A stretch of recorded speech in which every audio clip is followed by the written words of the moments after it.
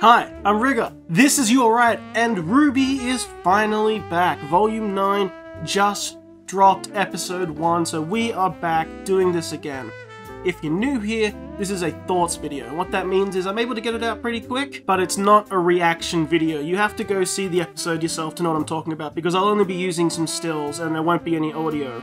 But nevertheless, we are back with Volume 9, and if I'm honest, Episode 1, there isn't a whole lot to talk about, which sounds like a downer, but it isn't. I'm actually very encouraged by this episode, because almost everything we've seen, except for a few little snippets, was in this episode, which is a great thing. It means we have so many surprises to come. All the teasers and everything we've seen are pretty much from here, except for a few little characters and things we saw. So that is very reassuring, and things get going pretty quickly. I know that some people were almost wanting some more time spent alone for the characters, and I can definitely understand that, and I almost agree. But either way, we have episode 1 now, so let's discuss it. Let's get into it. And also, there will be spoilers in here, so, you know, just in case you wanted to watch it yourself before coming here. But we start off with opening narration. This is the story of a girl with a lot of problems, and I actually wonder if we might spend the entire volume here. Initially I didn't think we would, but especially with some characters still yet to show up, and with quite a journey to go on, I really think that especially with it being the shortest volume on episode count, obviously I don't think it'll be the shortest on time considering some of the very early ones, but at least in the modern ones definitely the shortest, being 10 episodes. I think we are more likely to spend all the time here, which lets them build to a reveal, right? You get lost being here, and by the end, you've almost forgotten about home, and then they open the portal to go home, and the last thing you see is something crazy you didn't expect, that kind of thing. Always a great way to leave them. So, because we are spending so much time here, I wonder if each chapter will open with a new part of the story from our narrator. But the narration is, this is the story of a girl with a lot of problems. And whether it's the story of the girl who fell through the world, which of course it is, but whether it's talking about that character who we sort of see in the opening, or if it's going to be about RWBY, I mean, it's about RWBY as well, right? That's sort of why we're here. So we start off with pretty much what we've seen. We get the FPS, the first-person view of RWBY in the battle, and to tell you what, I love first-person views, especially in something like animation. I think it was really cool. I really wish they did it more, and I'm so glad they opened with this. And also I'm so glad, again, that they opened with something we've already seen. And it wasn't just a little sneak peek for us between volumes, is how it started, which means that we established very quickly in this episode, like, RWBY knows Neo is here, that's good, and she does tell the others that Neo is here, so we do get that confirmed, and that's good information that we are aware that the team knows and it was all on screen. We don't have to just assume that they know. But either way, RWBY does her punch-up with Neo, the very disturbing punch-up where she goes through her disguises, and lands on the beach, as we saw. It looks really pretty. Tell you what, when we see the double sun, that outside sun rotates incredibly quickly, so something's wacky in the stars here. But either way, we land, and we go again from there straight into the other first thing we saw, which was the stuff with Little. So that was pretty much, again, what I was expected, like literally just linking the two things we've already seen together, and that's your opening. So we get RWBY going through the time loop, the little time loop bit of sand. No explanation on that, but, you know, it's Wonderland. It's Ever After, but I'm gonna probably still keep calling it Wonderland, because it's what it is. It's a fairy tale, it's something strange. So learning some of the laws, possibly even learning to exploit some of the laws, could be something very interesting to do with these characters. Especially if we start incorporating it into combat, perhaps. If we learn some cool things about how the world works, and then you start putting that into a fight, that could be really interesting. So we immediately do that, and we meet Little. We get the same speeches as before. You know, Little is defined, well, not yet, but Little doesn't have a name, and here his people at least are defined by their name, you know. Too little is what he asked. What is that to Little? Because he wants to give him a name. So you're identified by what you do, you know, what is a Ruby Rose, and that's clearly going to become part of why we're here, finding your identity, finding out who you really are, especially for RWBY. And there's a subtle note here, but it does come back in the opening, but it's that when RWBY cries, it starts raining. It's very Men in Black 2. It rains because you're sad. But, again, it seems to, it's either because it's reflecting RWBY specifically, but I doubt that. It's probably more where you are, and the people where you are influence the emotion of the place. So when RWBY gets sad, the world cries. And that's and it happens a bit later, because you'll notice that they also subtly turn it off. It stops raining. It's not a rainstorm. It rains when she starts crying, and some point while she's talking to Little and sort of gets lost in what she was upset about, it stops again. But also interesting that we immediately see RWBY do a few cool things. Like, she is freaked out and she lands on this beach. And also, we should say that when she lands on the beach, we hear an echoing voice yelling RWBY. I can't tell who it is. I almost thought it was Weiss, but it might not be. It could just be something in her mind. It could be Blake that was calling after her. It could be her mother. It could be any. I'm not sure who the voice is, to be honest. But either way, she hears that ringing through her head. Then she gets up on the beach, and you'd think, oh, you know, she's going to break down, but she doesn't. She assesses things and looks for things. She immediately tries to get her bearings in her surroundings, which is great because it speaks to who she is, right? She's a leader. She was just in a fight with Neo. So she looks for danger, she checks around, and then she starts moving forward, and it's only when she starts hitting a wall, and seems to be relatively safe, that she does break down and start to have a cry. And that's something we haven't seen her do either.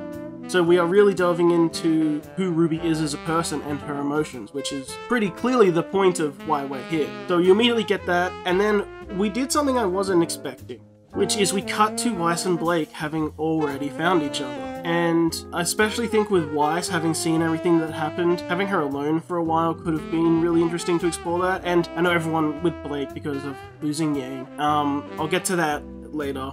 But anyway, Weiss saw a whole lot of the worst of it go down, more than the others. So the fact that they're already together may be disappointing, but maybe it also leaves us the whole to flash back and, you know, see what happened before. Maybe things that they aren't telling each other. That could also be interesting. You know, you do this quicker meetup so that later you can revisit the things that they might even be hiding from each other despite being a team. Or not, we might just be moving past that, that's fine. But we do immediately have them looking for Gamble Shroud. So that's interesting in a couple ways. Interesting straight up because they've never called it that in the show before. Like, we know what the names of the weapons are. They never say them except for Crescent Rose. It's like never been said in universe, but it has now. So there you go, it's officially Gamble Shroud in Volume 9 now. So they've logically concluded that it must be down here, because Weiss fell last. And that also might mean why they're a little less panicked, because they saw Yang fall, they saw RWBY fall, they're down here together, so it stands to reason the others fell. That is sort of the logic they're operating on, and that makes sense. So they come across Gamble Shroud being stuck in what is a trap, and they get trapped by vines, and the mice village runs out and celebrates because they are the predators today, which makes a lot of sense. And we very quickly meet up with RWBY, so they aren't in peril very long. Like, RWBY walks in on the scene, basically. So again, as a viewer, I'm faced with this dilemma of, is it a good thing? Is it okay that we're just skipping any of the peril because we know that they're going to get back together, but we know they'll be fine? Is it wasting time? Or would it be interesting to see more of them without RWBY and split apart? I'm kind of on the fence, because it seems like the goal of this episode was to get the team back together for episode 1 and then head into whatever we have to face. And that's perfectly valid too.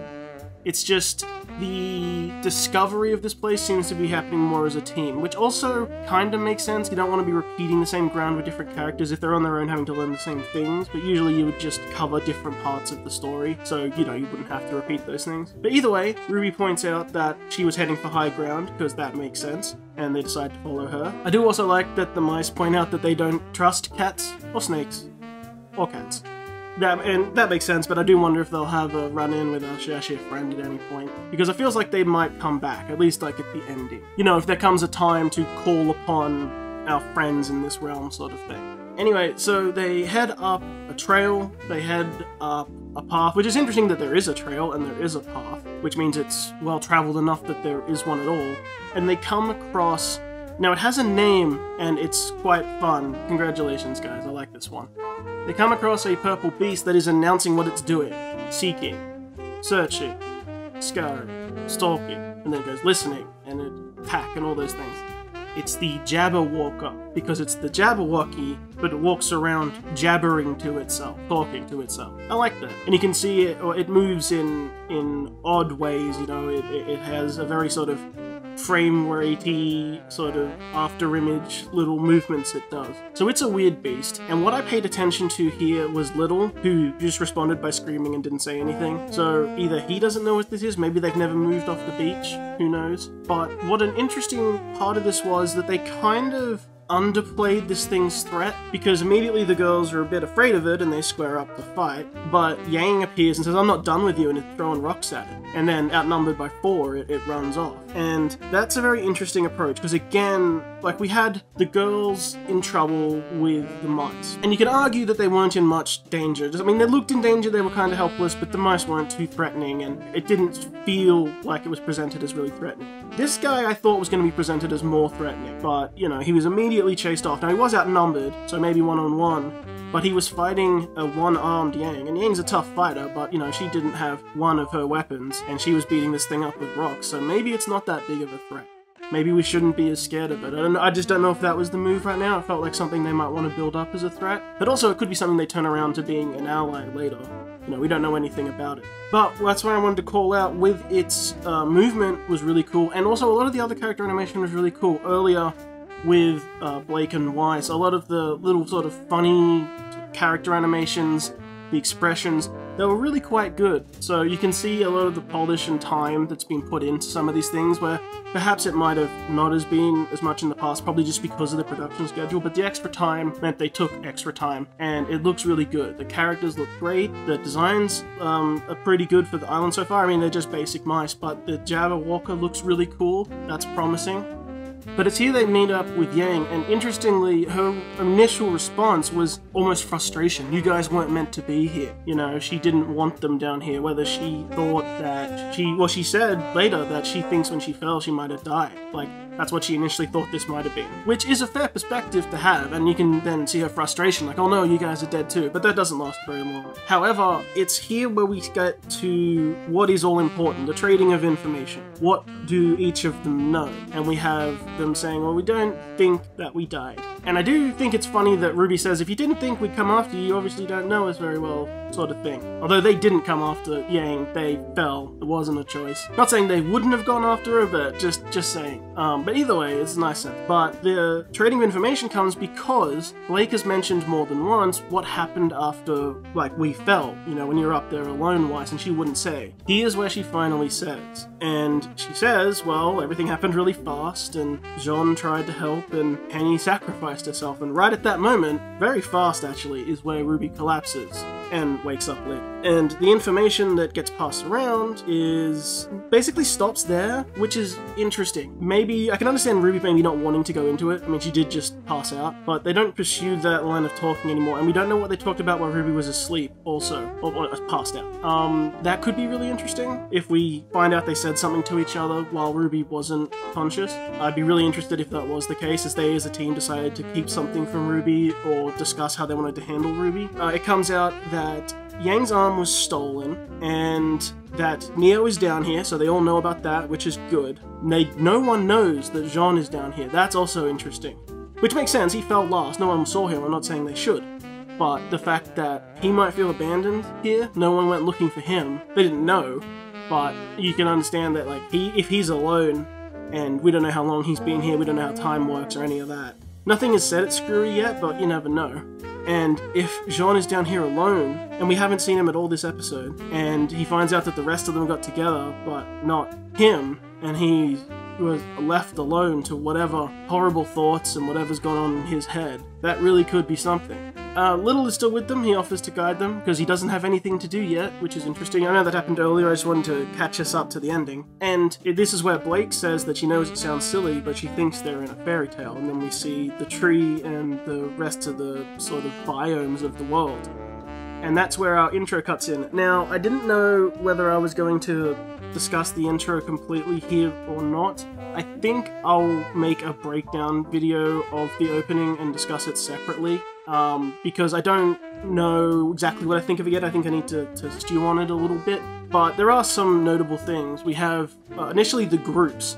So it appears with Jean and Neo first, and they're almost like outcasts, right? Like, they appear first as loners, And then we have the group of 3, which is Blake, Yang, and Weiss, and they're, you know, the team of 3 and part of our main team. And then alone is RWBY. But we have more to do with RWBY. She's sort of our main character. She gets more in the opening. But it's interesting how there's almost like factions in the opening. And it doesn't start with RWBY. It builds to RWBY. It's Jean and Neo on their own, in their own separate panels. Then it's the 3 rest of the team together in panels as one, and then you have RWBY on her own with more to explore. And again, you have rain coming down, and it's almost like blood in her red background, and you have her crying. So again, the crying and the tears and the rain, all these emotions running together. From there, though, we go into a full-on storybook. Things I wanted to note in that storybook, we do see the caterpillar, which is great. I want to see more from him. We do see a big link between John and time, which is just, you know, ringing bells. We see a lot of crazy landscapes with everyone running everywhere, makes sense. We see, you know, villain pages for sure, and we keep seeing this repetition of RWBY following in the footsteps of this girl who fell through the world. Everyone's calling her Alex.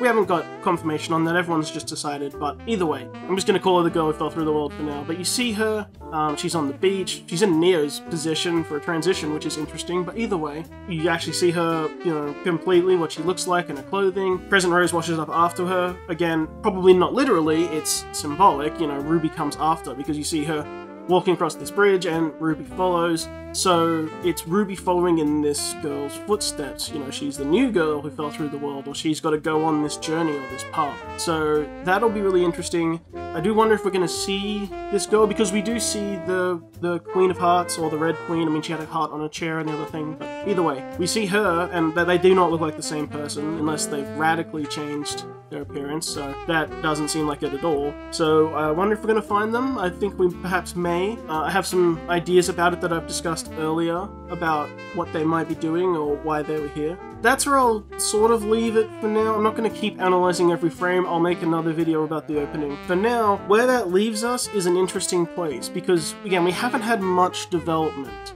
in terms of new things, but we have sort of caught up with most of what we know. I mean, we know where, you know, sort of where Yang's arm is, we know what'll happen with that story, kinda. We have some people we haven't met yet, and we have like the Red Queen and all that, but we basically are up to date on everything we've been properly shown that isn't just like teased. And we have our opening, which has quite a few things to pick apart in it. We have the gang back together, which again, may be controversial. Oh, I'd left out, everyone's gonna jump on it, I left out the Bumblebee hug. They found Yang and Blake just tackle hugged her. Now, that's fine, I actually think it's pretty good, like I like it like that a bit. But I know a lot of people really wanted like them to be apart for like half the volume, and like there's a big reuniting and they like reunite and kiss, or whatever, like the big moment. And they didn't get that, so I wonder what the response is going to be, because obviously there's a huge part of the audience that's very invested in that. If you know me, you know I'm invested in story. I don't really care about the shipping stuff, except where the relationships affect story. So I think this is an interesting way to do it. It definitely, again, it relieves the tension very quickly. We didn't hang on it, we didn't go for episodes, and that was one of the things you could have done for a while without having them together. But instead, we've gone through very quickly, caught everyone back up, except for our, you know, stragglers, which are Neo and Jean. We don't know what's happening to them. But otherwise, everyone is right here. And we're together, and we're about to face the world. So with that, my only question is, what did you think of the opening? Were you disappointed that they didn't delve into these things more, or are you happy that they're all back together and they're going to face new things together and we get to sort of run across them as a group, you know? Because especially, I do think another thing that went into this were the criticisms of when Team RWBY was split. And everyone was sick of waiting for them to get back together through volumes 4 through to 5. You know, and maybe they wanted to avoid that issue, especially on a shorter episode run of 10. So I'd really like to hear all your thoughts. You know, what do you think? Do you think the episode was a success? What are your theories and thoughts? I do think I'll make a whole other video for the opening. And I think, for episode 1 at least, despite it being a lot shorter than some of these thought videos are usually, I think I'll perhaps leave it there. I'm sorry if my voice was a bit off. I've been getting over a sickness just in time to watch this. Oh, and before I forget, Weiss mentioned she's running out of dust. I wanted to mention that as well with things that have been said and mentioned. Along with the talks about where everyone is, Weiss makes sure to mention she's running out of dust, and I think that could be really interesting, because it is a huge part of her combat, and it's going to be a limited resource down here because things seem to run differently, and I doubt there's just the same dust type element down here. Or if there is, it's going to be a lot harder to get their hands on, but I can't imagine that there is. So that could mean a lot, because it also could mean things like, you know, we actually worry about ammo consumption. Because, I mean, are there bullets and stuff in here? Probably not. So, like, we might not find Crescent Rose for the whole volume. I mean, that seems like it's going to be a thing. At least we're not going to find it for a while. And when we do, it will have limited shots. It could mean that Yang's arm that she lost, and also the one she still has, the Basilica, could also have limited shots. Gandalf's Shroud had its ribbon cut, if you remember, so it should be shorter. And also that will have limited shots, and it might not have any special dust ammo. So, and Weiss already said she's running out of dust. So conservation of resources could actually be an issue, which is something we don't normally deal with in the show, but it could be very interesting using, you know, deductive thoughts about when to fight, what to use, and perhaps being forced to use resources that they can't, you know, repair, or they can't refill, and then having to face new challenges where they can't use what they usually have available. I think that could be really interesting. I just wanted to put that in before I forgot. Anyway, that will be the end. So, until next time, my name is Rigger. I hope you have a wonderful day. I hope everyone's excited about Volume 9, and I hope I did alright.